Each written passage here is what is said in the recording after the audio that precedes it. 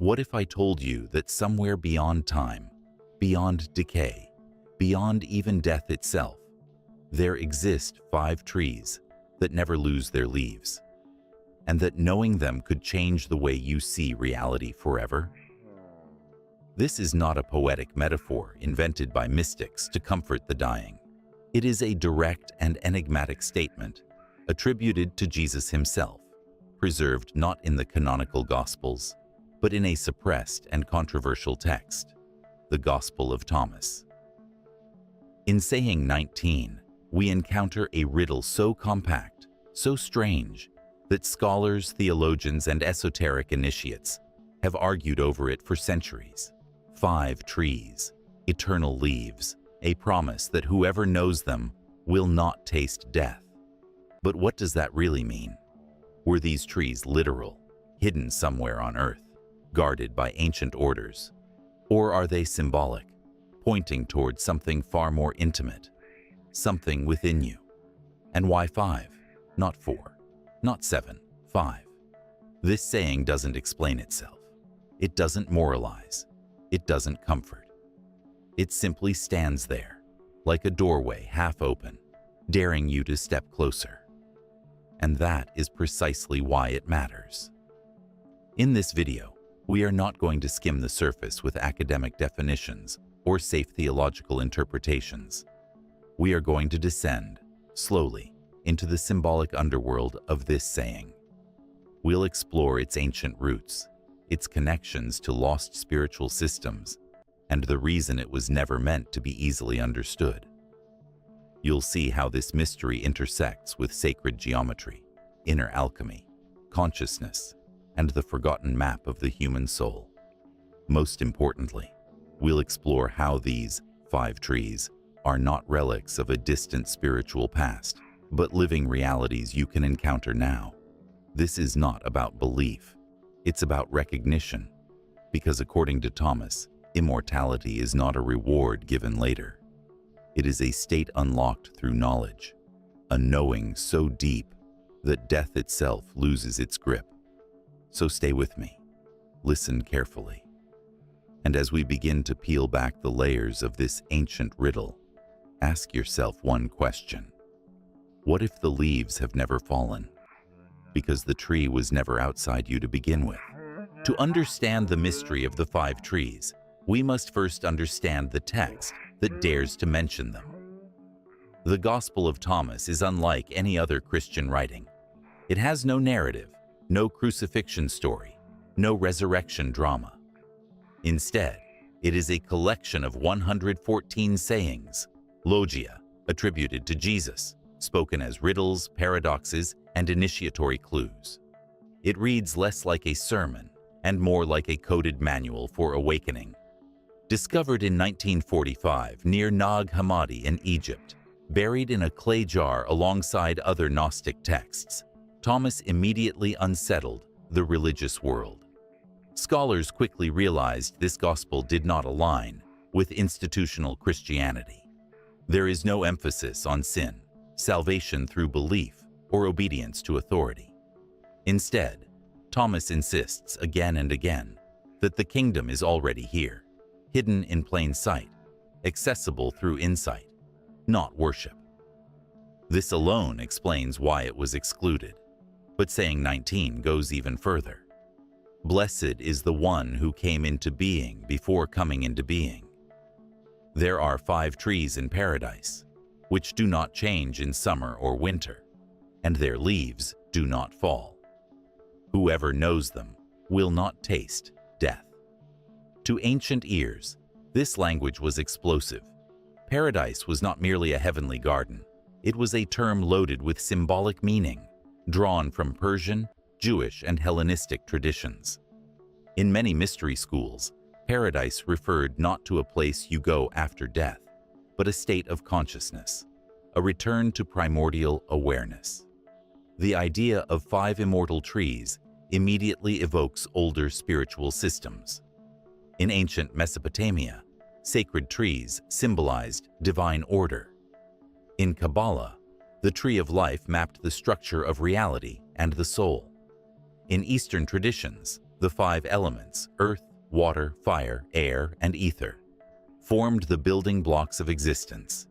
Even in Greek philosophy, 5 was the number of harmony, bridging the material and the divine. This was not coincidence. Ancient wisdom traditions spoke to each other through symbols, not doctrines. Yet Thomas presents something radical. Not one tree, but 5, unchanging, eternal, immune to cycles, summer and winter, growth and decay, life and death. These trees stand outside the rhythm that governs everything else. To know them is not to study them intellectually. In the original Greek and Coptic contexts, to know implies direct experience, intimate union, and that is the danger. Knowledge like this threatens any system built on external authority. If immortality comes through inner recognition, rather than ritual or hierarchy, then priests become unnecessary. Temples lose power. Control dissolves. This is why Gnostic texts were labeled heretical, dangerous, and deliberately erased. They offered liberation through insight, not obedience. They taught that divine truth was embedded within the human being, waiting to be remembered. Saying 19 survived not because it was understood, but because it was too strange to fully suppress. Across centuries, it lingered like a fragment of a forgotten map. Scholars tried to decode it. Theologians tried to neutralize it. Mystics recognized it instantly, because those 5 trees were never meant to be found in soil or stone. They were meant to be recognized by those ready to see beyond the surface of words, beyond the illusion of separation, and beyond the fear of death itself. And now, we turn to the heart of the mystery. To approach the mystery of the 5 trees, we must first abandon the modern habit of literalism. Ancient spiritual language was never meant to be read like a newspaper. It was crafted to veil and reveal at the same time. A symbol was a doorway. A riddle was an initiation. So let us ask the essential question. If the 5 trees are not botanical, what are they?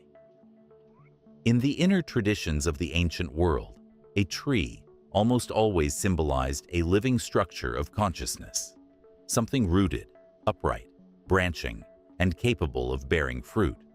A tree connects realms. Its roots sink into darkness, its trunk stands in the visible world, and its branches reach toward the heavens.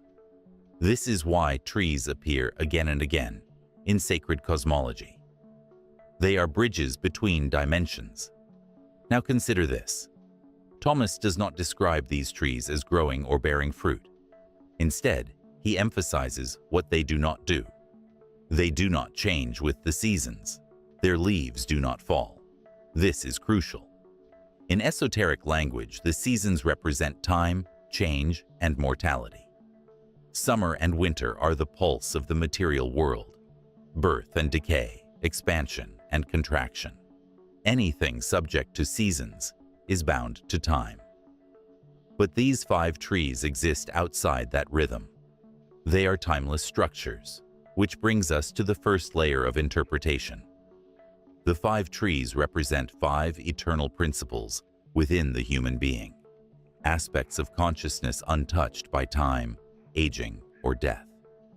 Ancient initiates often taught that while the body decays and the personality dissolves, something within us remains unchanged. Thomas is pointing directly to this inner architecture, but he encodes it in symbolic language to protect it from misuse. One powerful key lies in the number 5 itself. 5 is the number of human embodiment. 5 fingers, 5 senses. The pentagram, the ancient symbol of the perfected human being.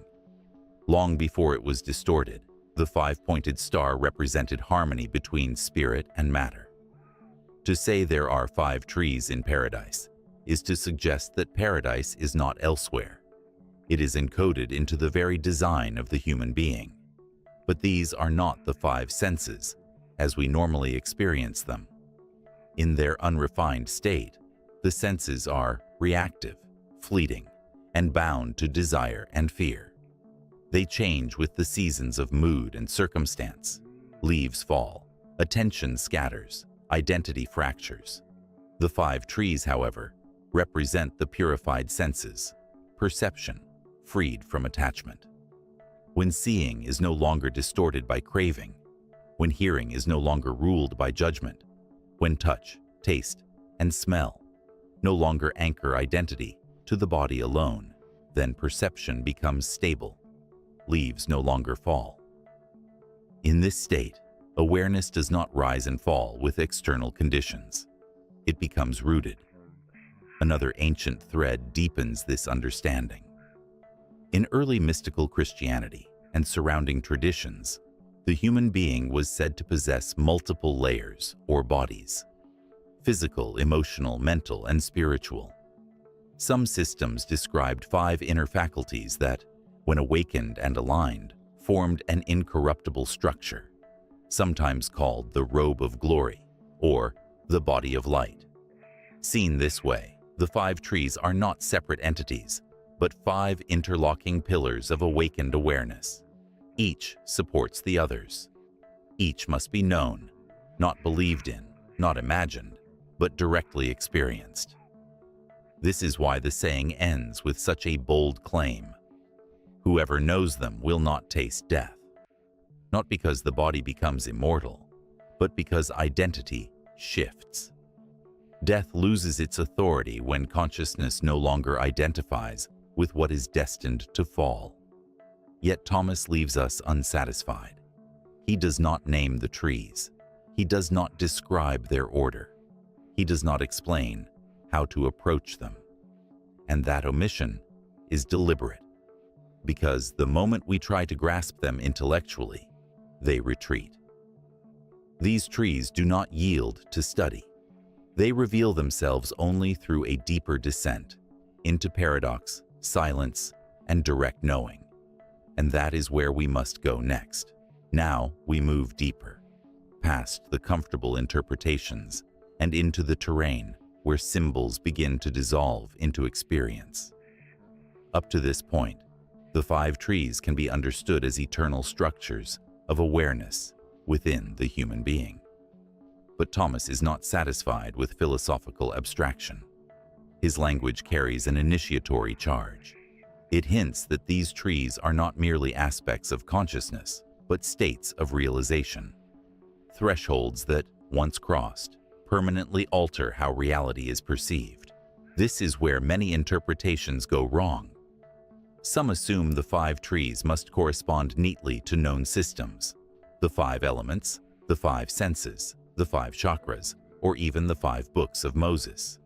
While these parallels are useful, they can also become traps. Thomas is not giving us a borrowed framework. He is pointing to something more elusive, something that can only be known from the inside.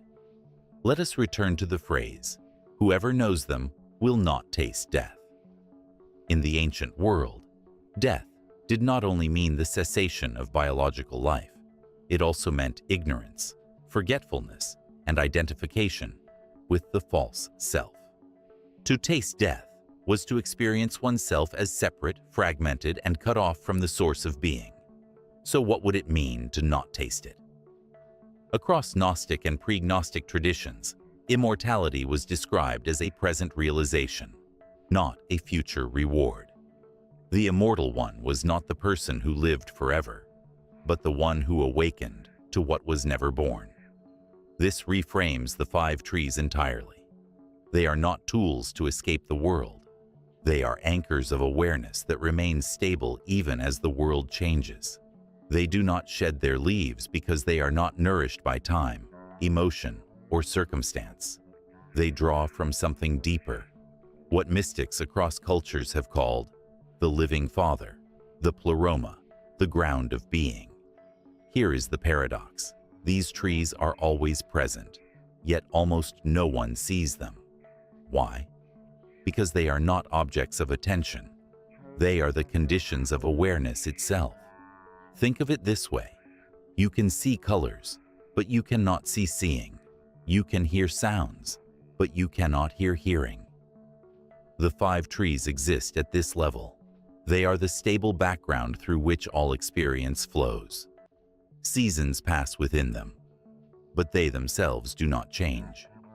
In some initiatory traditions, this was described as awakening the 5 lights, or 5 rays of consciousness: clarity, presence, stillness, vitality, and unity. When these are recognized as one integrated field, the illusion of a separate self begins to dissolve. And this is where Thomas becomes dangerous again.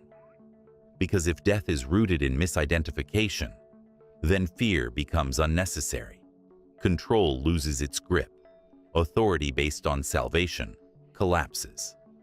This is why Thomas never says believe in the 5 trees. He says know them. Knowing, in this sense, is not accumulation of information. It is recognition. Like suddenly realizing you've been wearing glasses your entire life and mistaking the lens for the world. Another detail often overlooked.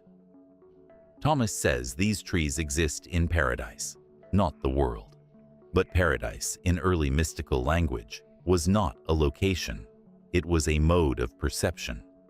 A return to the undivided vision of reality, before subject and object split apart. To enter paradise is to see without fragmentation.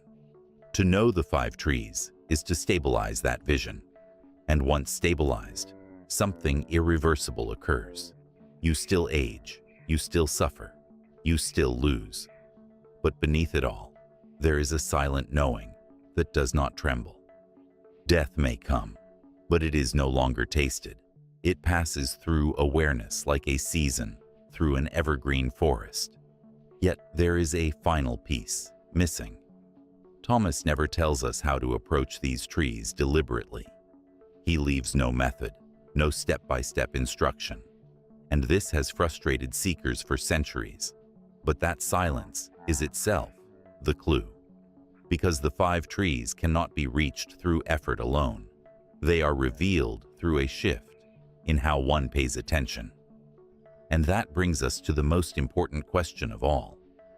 How does this ancient mystery touch your life, here and now? Ancient wisdom only becomes dangerous or transformative when it leaves the page and enters the body. Thomas did not offer the mystery of the 5 trees as poetic ornamentation. He offered it as an invitation. And while he gave no formal technique, the traditions surrounding this teaching left quiet fingerprints. Practices designed not to create the 5 trees, but to recognize what has always been there. The first shift is subtle but radical. Stop trying to reach paradise. Begin learning how to notice what does not change. Most people live as if awareness itself is fragile, rising and falling with mood, success, trauma, or thought. But the 5 trees point to something else, a stable presence beneath experience. To encounter them, your practice must move away from control and toward listening. Here is a simple, ancient-inspired exercise. Sit quietly and allow your attention to rest on the flow of perception. Sounds arise. Sensations shift. Thoughts pass like weather. Do not follow them. Instead, ask silently, what is it that notices all of this? Do not answer with words. Stay there. At first, the mind will panic. It will reach for concepts, memories, spiritual identities. This is normal. The leaves are still falling. But if you remain gently attentive, something strange happens. Awareness begins to recognize itself. There is a sense of being present without effort. Alert, clear, unmoving. This is the soil of the 5 trees. To deepen this recognition, ancient practitioners worked with 5 gates of perception, not to sharpen them, but to liberate them. Throughout the day, choose one sense at a time. When seeing, just see, without naming. When hearing, just hear, without interpreting. When touching, just feel, without claiming ownership. Over time, perception becomes less reactive, less personal. It stabilizes. The senses stop pulling awareness outward and instead reflect it inward. This is what it means for the leaves not to fall. Another powerful practice is confronting the fear of death. Not dramatically, but honestly. Each night before sleep, reflect. What part of me today felt threatened? What part needed validation? What part feared ending?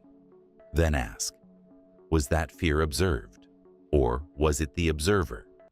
This inquiry loosens the identification with what decays. Slowly, the sense of I migrates from the temporary to the timeless, not through denial of the human experience, but through intimacy with it. There are obstacles, of course. The most common is impatience. The 5 trees do not reveal themselves through force or urgency. They respond to sincerity and stillness. Another pitfall is spiritual pride, the belief that recognizing timeless awareness makes one superior. This collapses the entire structure. The 5 trees are humble. They stand quietly. They do not announce themselves. And finally, there is fear. Because to know what does not change is to realize that much of what we defend is unnecessary. Old identities loosen. Old narratives fade. This can feel like a kind of death. But it is not the death Thomas spoke of. It is the falling away of what was never rooted. When these practices mature, something subtle but unmistakable occurs. Life continues with its beauty and its pain, but beneath it, there is an unshakable knowing. You are no longer entirely at the mercy of seasons. Experience moves through you, but something in you remains evergreen. You have not found the 5 trees. You have remembered where you have always been sitting. And now, we arrive at the final threshold. The mystery of the 5 trees was never meant to be solved like a puzzle. It was meant to work on you, slowly, silently, until something fundamental shifted. Thomas saying 19 does not promise escape from the world. It offers something far more unsettling and far more powerful: freedom within it. The 5 trees stand as symbols of what does not bend under time, loss, or death. Not somewhere beyond the stars, but woven into the fabric of your own awareness. We have seen how this saying emerged from a suppressed tradition that valued inner knowing over outer authority. We have explored how the trees point not to doctrines, but to timeless structures of perception, ever present, unmoving, quietly sustaining all experience. And we have touched the practices that allow these trees to be recognized, not through belief, but through stillness and direct insight. When Thomas says, "Whoever knows them will not taste death," he is not making a supernatural promise. He is describing a shift of identity. Death loses its flavor when the self is no longer anchored to what rises and falls. The seasons still turn. The body still ages. But the core of awareness remains untouched, leaves intact, roots deep. This is why the saying ends without explanation. Because once explained, it would be reduced to an idea, and ideas can be argued, defended, or dismissed. But recognition cannot be undone. The 5 trees do not demand faith, they demand attention. So the question that remains is not ancient or academic. It is immediate and personal. What in you has never changed, despite everything you have endured? What has watched every season of your life without ever leaving? If you sense something there, quiet, steady, impossible to grasp, but impossible to deny, then you are already closer than you think. Sit with that. Return to it. Let it reveal itself in its own time. And if this exploration stirred something in you, let me know. Share your reflections, your questions, or your resistance. These teachings were never meant to be consumed alone. They were meant to be recognized together. Until next time, stay rooted.